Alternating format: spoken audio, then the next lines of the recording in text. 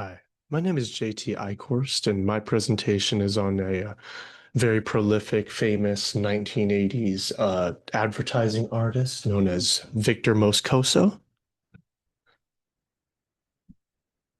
Moscoso was born in the Villaboa parish in Colorado, Galicia.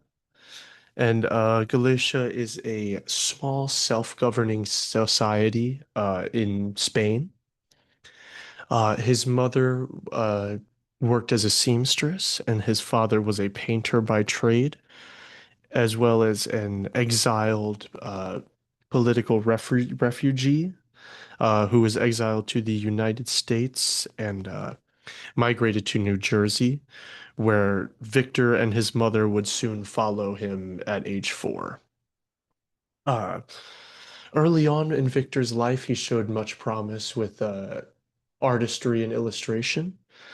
His father would take him under his wing early in his learning to teach him many helpful techniques such as color composition or and combination. I apologize. Color combination within some of his early pieces. Once he made his way into New York, he would begin his studies in art, traditionally at the Cooper Union, which was a private university led in Manhattan. Later on, he would train at Yale University with specifications in the Yale School of Art. Here, he would be heavily influenced by one of his instructors, Joseph Albers, to utilize many vibrant colors in his future works. He would later move to San Francisco, where he would study at the San Francisco Art Institute, where he would later become an instructor himself. Some of his famous exploits include psychedelic rock and roll posters designed for the music halls of Denver and San Francisco. Not long after, he would take up work as an artist for many underground comic groups, such as Yellow Dog, Snatch Comics, El Perfecto Comics, and Zap Comics in particular. At many of these studios, Moscoso's psychedelic styles, brought from his work on musical posters prior, would gain him international praise. Victor would also create many compositions to be used on t-shirts, billboards, and even cartoon commercials for multiple radio stations. And this is one of my favorite pieces of his in particular. The vibrant Avalon Ballroom poster found at the right of the page.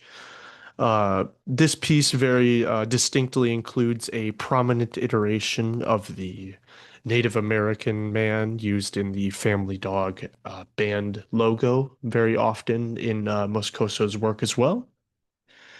As you can see, blue and red pinwheel swirls that were very eye-catching, ironically, in the background and foreground of the piece, right over the eyes of the character, with a lot of typeface and text rolling around the piece in particular to kind of denote the event and location.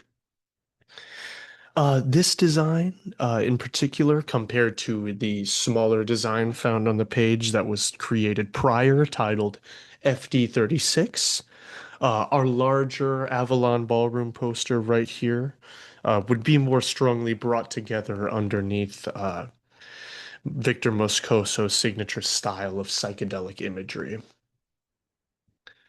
And then this one right here is one of many of his pieces, the Zap number 10 comic book cover.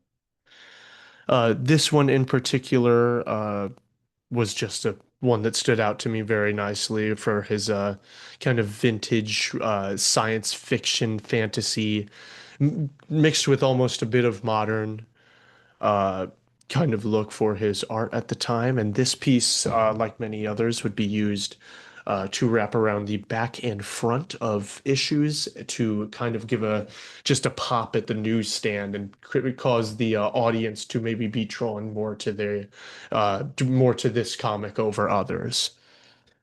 And his vibrant, distinct style at the time would be very reminiscent of many 1980s illustrations and artworks, such as Heavy Metal magazine, which was very popular at the time. And then my final piece of his that I was very strongly drawn to would be his KMEL 106 logo. This is one of his collection that he had for this station in particular. He designed the mascot from top to bottom.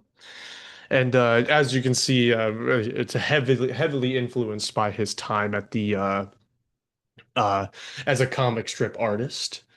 You can tell by his just appealing, big draw to the eye, thick lines around the character, and just the kind of look on the camel with headphones in particular.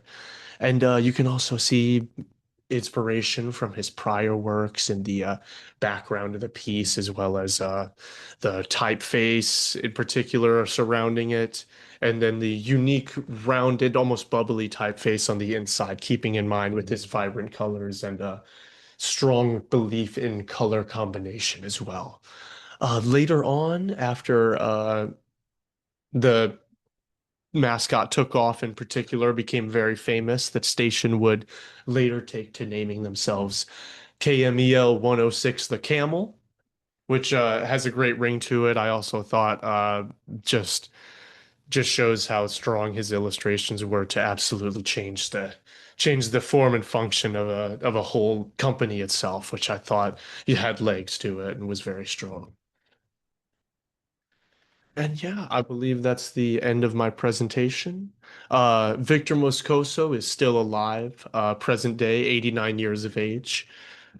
Um, Many awards to boot as well. And in particular, I was very drawn to his comics in particular, his psychedelic designs, and how much you can really tell his style and tell his pieces apart from others, even with the differences of mediums that they hold. And yeah, very great to learn more about this artist. And thank you very much for keeping up with me. Thanks.